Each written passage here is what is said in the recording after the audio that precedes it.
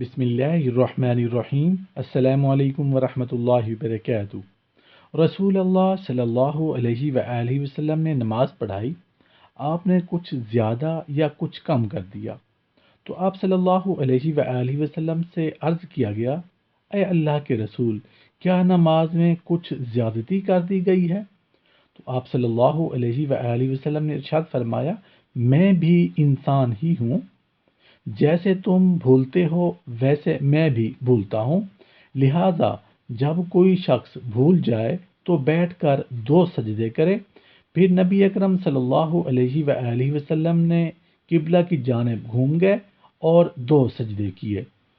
इस हदीस से ये भी मालूम होता है कि हज़रत मोहम्मद सल्लल्लाहु अलैहि वआलिहि वसल्लम बशर थे, नूर नहीं थे।